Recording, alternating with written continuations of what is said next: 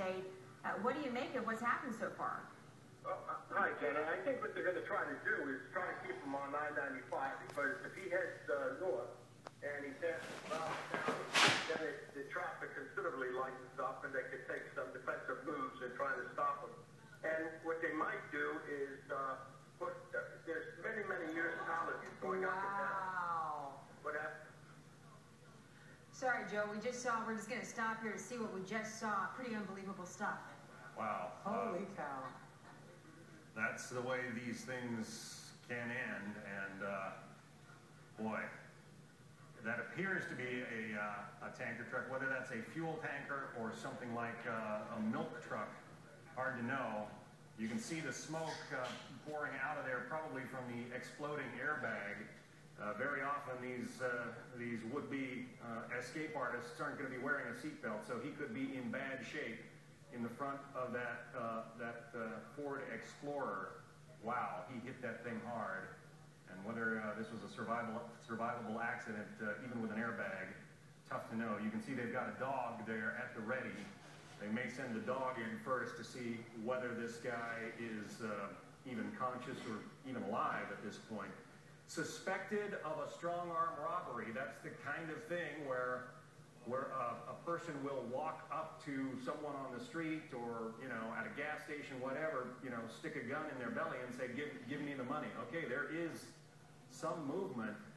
Okay, yeah, you can see he is apparently conscious and able to follow instructions. Police must have told him to reveal his hands, and that's what he's doing. Wow. Well, we don't normally see it end that way, right? And it's not over yet. You can see as the officers are trying to approach this car. You see, as John mentioned, the dog there as well. Now what's next, really, right? You have a guy, you don't even know if he's injured in the car, and you also have the guy that was in the back of a tanker truck that just got rammed. Hopefully he's okay, because this guy who was driving was certainly moving at some fast speeds. It doesn't even look, does it, John? He's trying to get out of that car. I'm sure he is, at this point, following police instructions. They have told him to reveal his hands and crawl out slowly, and that's exactly what he's doing.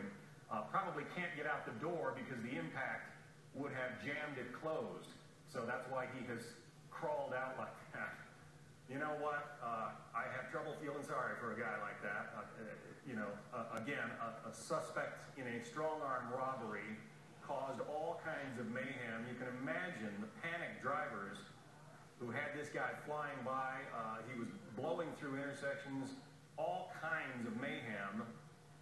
Just imagine being one of those drivers who was next to him when police thought they had him stopped. They jumped out with their guns drawn, and then he takes off again.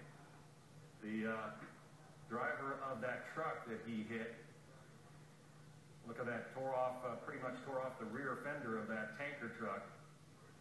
If that's a fuel tanker, and it's not clear that it is, but if that's a fuel tanker, man, we are lucky that this thing did not end in a conflagration, because, wow, you can see what could have happened there. And look at that, you have about 20 different police cars right there on scene, and it looked like we had, obviously, a dozen officers around the vehicle just checking to see if anyone else is inside. We didn't have any other reports that there was anyone else inside that Ford Expedition.